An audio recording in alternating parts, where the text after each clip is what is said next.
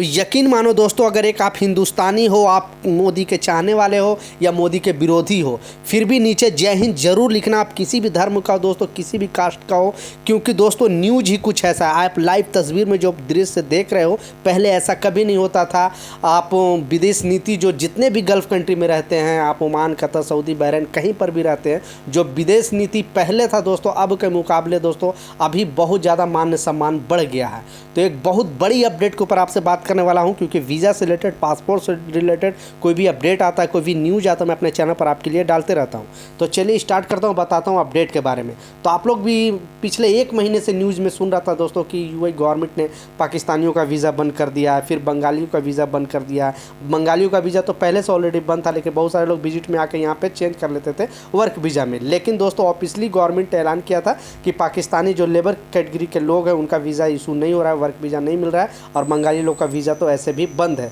लेकिन दोस्तों बहुत सारे भारतीयों को भी दोस्तों वहाँ से वीज़ा रिजेक्ट हो रहा था। आपको पता है कि 80% जो छोटी मोटी जितने भी कंपनी जिसका ऑनर दोस्तों वो भारतीय हैं, जो लोग यूएई दुबई में रहते हैं उनको पता है। लेकिन बहुत सारे जैसे वीज़ा अप्लाई कर रहा था दोस्तों, इंडियन का वीज़ा रिजेक्ट हो रहा था। आखिरकार दोस्तों विदेश मंत्रालय और जो भारतीय एम्बेसी ने एक्शन में आई और पता लगाने की कोशिश की आखिर ऐसा क्यों हो रहा है, क्योंकि कम से कम 35 लाख भारतीय दुबई में काम करते हैं, ठीक है।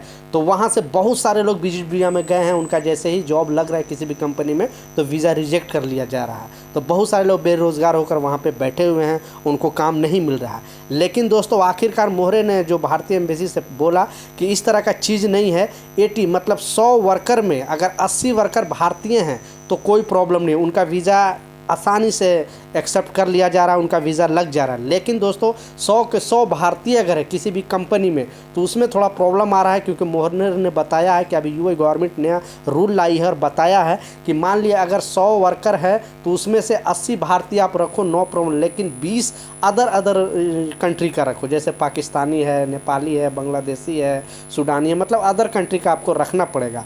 लेकिन दोस्तों ऑफिशियली ऐसा कोई ऐलान नहीं हुआ है, नहीं तो बहुत सारे लोग बोल रहे हैं कि नहीं भारत का वीज़ा बंद किया है। लेकिन मोहरे ने क्लियर कर दिया है कि ऑफिशियली भारत का वीज़ा, भारतीय वर्कर का वीज़ा बंद नहीं है और ना होगा।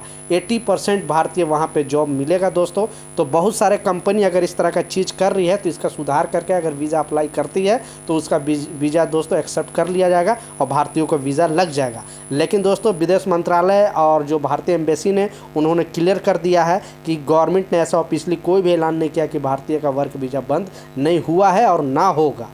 तो ये कुछ अपडेट